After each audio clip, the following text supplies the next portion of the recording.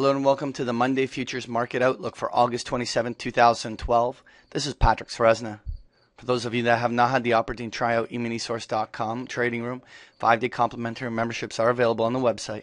As always, we start off with a chart of the U.S. dollar index futures, and we see a market that more or less has found support along the 81 and a quarter area where all the highs occurred during February and March, as well as a low back in June. This support line right here created initially a bounce. It's very common for after a little bounce like that for the market to come back and retest that. So anticipating at some point here for some further testing of those zones. But this also represents a very good risk reward proposition to actually own the US dollar, because if the primary uptrend remains intact, this is roughly the zones where the US dollar would find support. So you would be accumulating on a pullback in a key zone. Equally, if it broke substantially below 81 with any further follow through on the downside, it would be an indication that the uptrend that's been in place for the last year may in fact be over. And so this is a very important pivot from the US dollar perspective.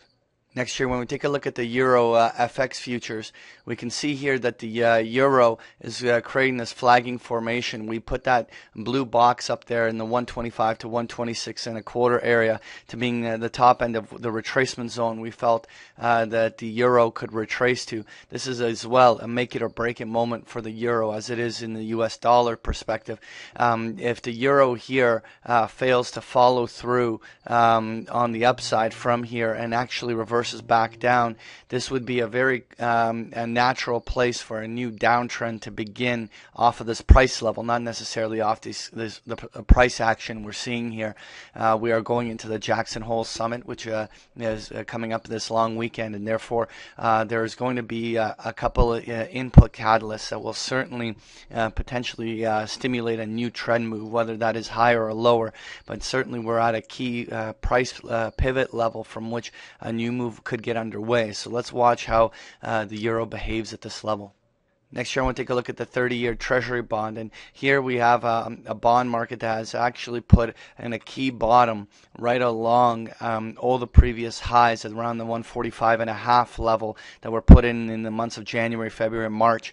This bounce was material, but we have yet to beat any Fibonacci retracement zones on the upside either, and it would not be uncommon for Treasury bonds to even come back and retest lows a couple times, but the reversal really was on Bernanke's comments during the last set of FOMC minutes, which really has suggested that there's room for further stimulus, which may in fact have already changed the sentiment for many bond traders back into to trading Treasury bonds higher.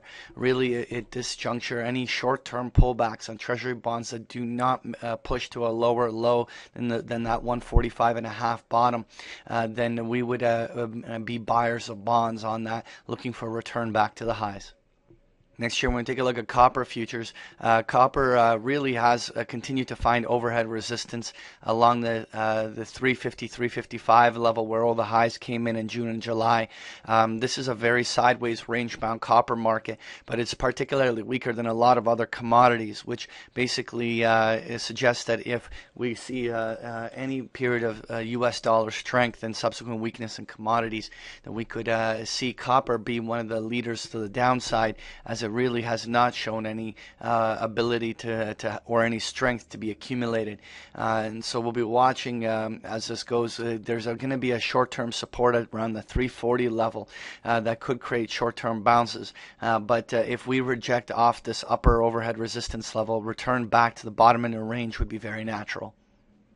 Next year, when we take a look at crude oil, we see here that this is a market that has had a substantial rising wedge formation that has reached some substantial overhead resistance. There's two storylines. Obviously, crude oil going higher has a lot to do with the unrest in the Middle East and the chances that there could actually be confrontation, which is certainly acting like a stimulus in this. But from a technical perspective, there's no denying that this appears like a rising wedge formation consolidation, and that's in itself could end up having a bearish break. We don't want to imply that the bearish break is underway or is imminent, but these are substantial overhead resistance levels where oil should struggle. In the case of a major geopolitical input variable, we could have a spike back up to 106, 108, 110 on the upside, but that would actually have to probably be stimulated by some sort of external variable rather than that of a natural technical move.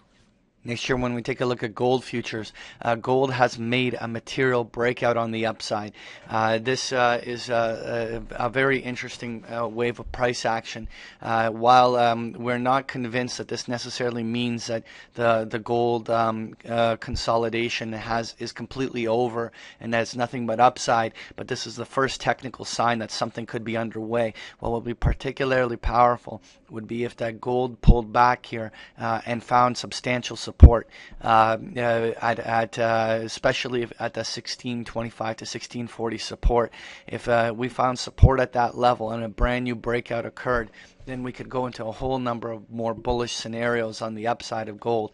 It would be in this equal degree materially damaging if gold managed to break down all the way to 1600, as there's a lot of the Joe Schmo public that has already started to buy into the gold reversal, and it would very quickly have everyone run back for the exit doors if this does not follow through. Finally, I want to take a look at the S&P 500, and what we have here is a market that continues to struggle around the 1415 focal point, plus minus a few points, where all the previous highs have occurred. While we certainly cannot rule out short-term spurts, even up to 1440 on the upside, if given a short-term catalyst, we do believe that this is a place where the stock market represents a very poor risk-reward proposition. And in fact, we would be taking defensive actions up here. While we don't necessarily believe that shorting the market here is the most aggressive and appropriate thing, we certainly do believe reducing your risk exposure to the equity markets is appropriate here. When we take a look at the key intermarket observations, we believe that the U.S. dollar represents a very good risk-reward proposition on the short term, as it's pulled back in a primary uptrend. In regards to commodities, gold being in its own class, other commodities out there, the risk-reward is pretty average in what has been predominantly a downtrend over the last year or more. And so we're very more neutral on commodities here. It's a little bit more of a mixed picture. Bonds right now still represent a very good risk-reward proposition on the short term, as there's a primary uptrend that has nicely pulled back and is moving higher. Equally, the U.S. stock market is also in a long-term uptrend, but is at a very poor risk-reward proposition up here. And similarly, global stocks, which have been far more range-bound than the U.S. markets, also still represent a poor risk-reward proposition. So we're more or less suggesting lightening up on equity positions, being very neutral on commodities, and looking for a good risk-reward proposition in bonds and the U.S. dollar. That was your Monday Futures Market Outlook. Thank you for joining me.